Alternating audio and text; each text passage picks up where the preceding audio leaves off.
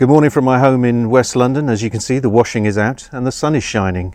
This is not going to be a beautiful piece of filmmaking. This is just something I'm putting quickly together to show you guys in the mobile journalism community how I'm adapting to the strange circumstances we're living in and the setup that I've got lined up to help broadcast for the BBC as it becomes more difficult to get out and about and to get into broadcasting house and use the usual facilities that we would be doing for broadcasting.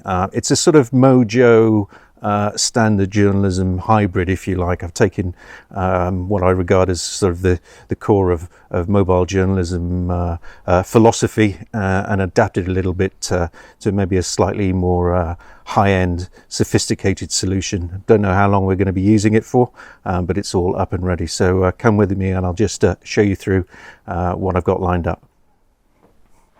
So this is my pride and joy. This is what I call the new shed. For those of you who are in Wales, people like Gitto Thomas and others in the mobile journalism community, you'll see the signpost there, Y Cwt Newyddion, which is Welsh for new shed.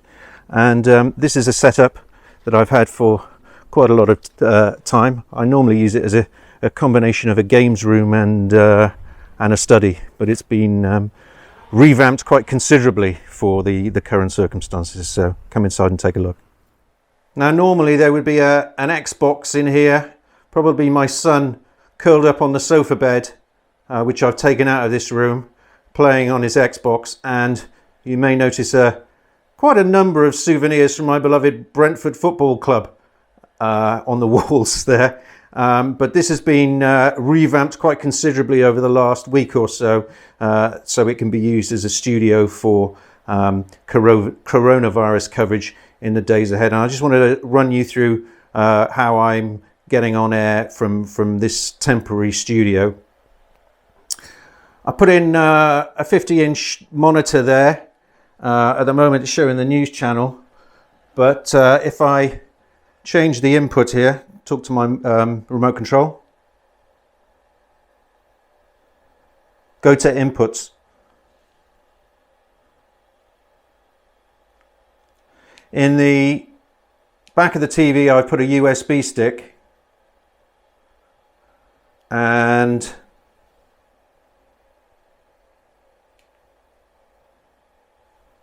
I've put in a backdrop, a familiar BBC News backdrop there for the correspondents to sit in front of.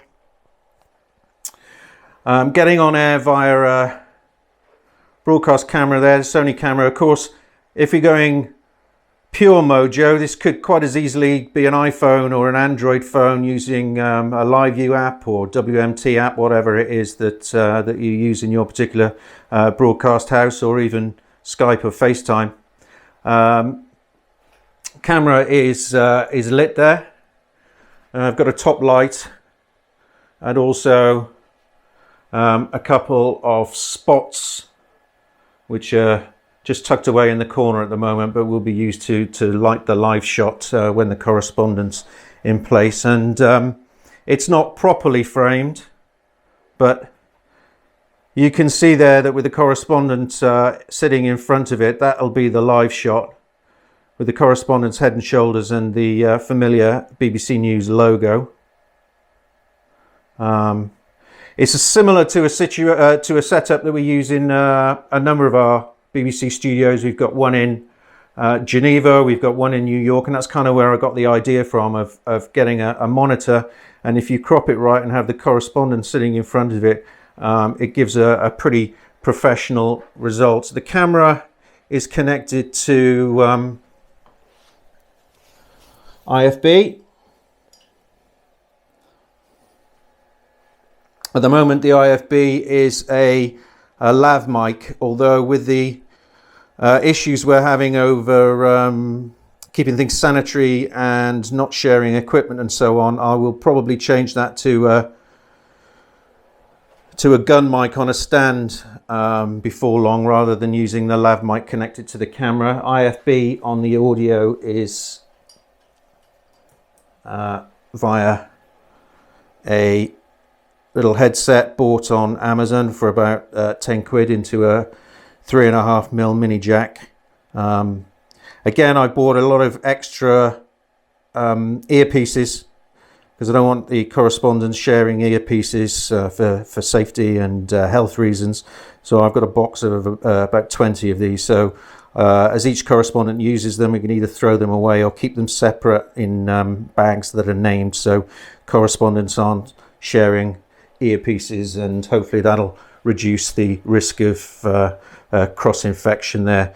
And then the gubbins, if you like, the heart of it all is a WMT rack. Many of you who work for larger broadcasters may use WMT or LiveView or some variation of that. This is what I've got here. It's a WMT rack. It can take SIM cards, but this was not being used by the BBC at the moment because it didn't have any SIM cards in it. So what I've done is borrowed it, and it's connected by Ethernet to my power line connection. Because I'm out at the back of the garden, the Wi-Fi signal doesn't reach all the way out here, so I use power line to connect the Wi-Fi and extend the Wi-Fi, and the WMT rack is hardwired into that. As you can see, I'm getting between 9 and 10 megs in bandwidth, which will be perfectly adequate for a pretty good HD signal. And then when I want to put a correspondent on air, it's just a case of connecting up to our servers in Broadcasting House and putting our people on air pretty quickly. One thing I noticed when I was setting up this temporary studio was that there was quite a lot of glare coming in from the patio doors and from the window, and that was glaring on the back of the TV screen, which I'm using as the backdrop. So what I've done is I've just put a bit of ND filter on the windows, just gaffer taped it to the windows and to the door to reduce the amount of light coming into the room. And once I add the studio lights, the 2 spotlights and a top light, 3-point lighting setup, it does give a nice flat even light, so that reduces the glare on the TV screen and hopefully makes the end result look a lot better for broadcast. I hope this has been of use to you. As I say, it's not pure Mojo by any means, but it's very much, I've taken a lot of the things I've learned from the Mojo community and tried to just upscale them a little bit for my purposes. A setup like this could just as easily be a temporary setup with much lower tech equipment, just a top light and an iPhone on FaceTime.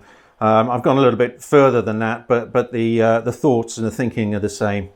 Hope this is useful to you. If you've got any questions you want to ask me, just drop me a message either via Facebook or on the YouTube video. I hope your news gathering over the coming weeks and months goes really well, and most importantly, stay safe.